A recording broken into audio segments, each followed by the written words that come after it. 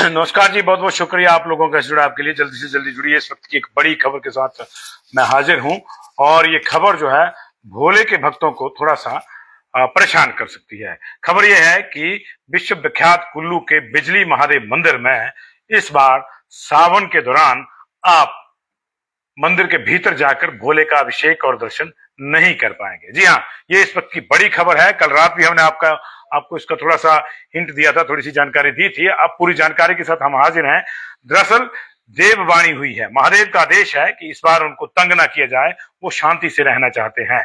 और ये आदेश आया है महादेव के जो गुर हैं, जो मंदिर के कारदार हैं, उन्होंने इसकी जानकारी दी है कि महादेव के गुर के माध्यम से देव आदेश आया है कि सावन मास में इस बार उनको तंग ना किया जाए, बल्कि सावन मास ही नहीं, अगले 6 महीने तक जो है उनको तंग ना किया जाए। इसका मतलब यह है कि 6 महीने तक मंदिर के भीतर जाकर आप दर्शन नहीं कर पाएंगे, भोलेनाथ का जलाभिषेक, रुद्राभिषेक इत्यादि आप नहीं कर पाएंगे। इस पर आप पाबंदी रहेगी। और इसको अगर टेक्निकली देखें तो ये साल ही हो जाएगा, क्योंकि 6 महीने बाद दिसंबर में जो पौष संक्रांति आती है, उसके बाद ये मंदिर वैसे भी बंद हो जाता है, क्योंकि स्नो बाउंड एरिया है, वहां पे बर्फ पड़ जाती है, तो वहां लोगों का आना जाना बंद हो जाता है। और फिर जो पुजारी परिवार वहां रहता है नियमित रूप से, वही सुबह शाम की आरती परफॉर्म करता है। और ऐसा ही आदेश जो है इस बार महादेव का अपने गुरु के माध्यम से हुआ है कि सुबह शाम की आरती परफॉर्म की जाए, लेकिन किसी को भी, किसी अन्य को, जो वहां के रेगुलर पुजारी है, उनको छोड़कर किसी सामान्य भक्त को,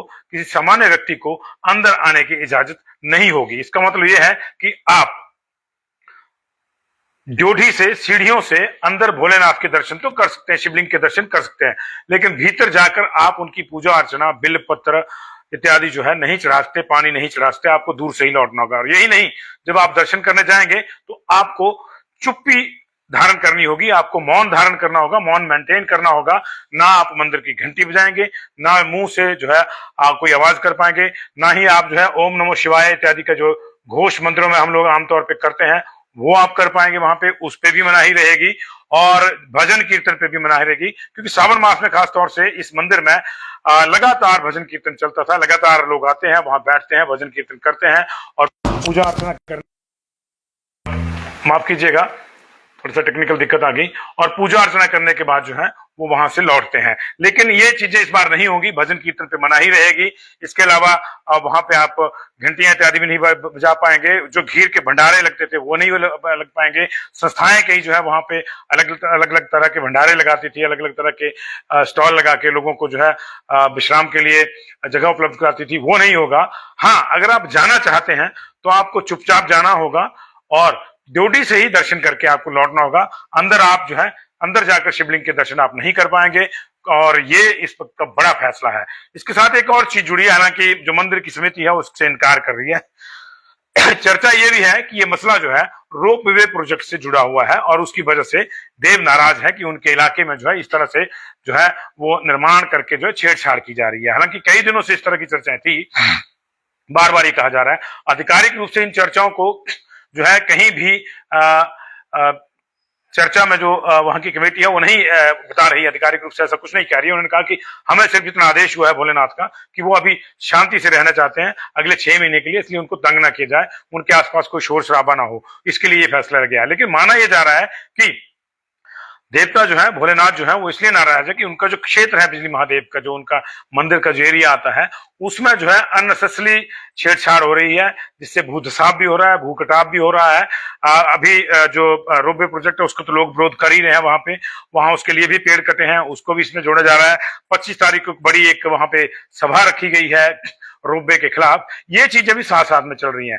अब ये जैसे कि मैंने आपको कहा कि जो देव के कारदार हैं, देवता के कारदार हैं विनेंद्र जम्वाल जी, उन्होंने इसे रोपवे से जोड़ने से इनकार किया है कि हम ऐसा कुछ नहीं कहते। लेकिन उन्होंने इतना जरूर कहा है कि महादेव का यह आदेश है। तो महादेव के आदेश जो है संकेतों में ही होते हैं, ईश्वर के आदेश सारे संकेत में होते हैं। हमको संकेत भी समझने चाहिए। और अगर आपको लगता है कि ये संकेत जो है रोपवे से जुड़ा हुआ है, तब भी आप बताइए, तब भी आप अपना कमेंट करके अपनी राय रख सकते हैं। लेकिन जो है ये बिजली महादेव मंदिर के जो दर्शन है वो अब आपको ड्योढ़ी से बाहर से ही करने होंगे। कपाट खुले रहेंगे ताकि आप अंदर देख सके कि भोलेनाथ के स्वरूप को भी, जो शिवलिंग स्वरूप है उसको आप देख सकें। कपाट बंद नहीं होंगे, लेकिन आप मंदिर के भीतर जाकर दर्शन नहीं कर पाएंगे, ये मैं आपको स्पष्ट करना चाहता हूं। मंदिर के भीतर जाने पर मनाही होगी, घंटा ध्वनि इत्यादि बजाने पर जो है मनाही होगी, भजन गाने पर मनाही है, भजन कीर्तन आप नहीं कर सकते, भंडारा वहां पे जो खीर के भंडारे तो सावन में पूरा महीना ही लगते हैं, वो नहीं लगेंगे, इस तरह की चीजों पे मनाही रहेगी। इवन जो बाहर भी मूर्तियां हैं मंदिर के बाहर कुछ, उनको भी आप टच नहीं कर पाएंगे, ये वहां का देवादेश है। तो इन चीजों को ध्यान में रख के ही आप अपनी यात्रा करें। अगर आप भोले के दर्शन करना चाहते हैं तो इस बार आपको जो है ड्यूटी से ही, जो सीढ़ियां हैं मंदिर की, वहां से जहां अंदर शिवलिंग दिखता है, उनका स्वरूप दिखता है भोलेनाथ का, वहीं से आपको दर्शन करना होगा। तो ये जो है पूरा मसला जो है इस तरह से है। और जैसे मैंने दूसरा कहा आपको कि आप इसको जो है मंदिर कमेटी ने मना किया है कि हम इसको रोपवे के विवाद से नहीं जोड़ते हैं, लेकिन आप जोड़ते हैं तो आपकी इच्छा है, किस तरह से जो है क्या नहीं, या ये सारी चीजें जो है इस तरह से हैं। तो ये इस बार की एक बड़ी खबर, क्योंकि सावन के महीने में पहली बार जो है बिजली महादेव के मंदिर में अब आपको बाहर से दर्शन करने, पहली बार। अन्यथा अंदर जाके लोग जलाभिषेक करते थे, बिल्वपत्री, धतूरा इत्यादि जो चीजें चढ़ती हैं शिव को, वो करते थे, और षोडश विधि से उनका जो है पूजन होता था, रुद्राभिषेक इत्यादि होता था। वो नहीं कर पाएंगे, वो नियमित पुजारी जो वही करेंगे। आम जो भक्त है, आम जो श्रद्धालु है, वो मंदिर के बाहर से ही उनका जो है दर्शन करके, जो है उनका अवलोकन करके जो है अपना शीश निभाएगा और बाहर से ही वापस आ जाएगा।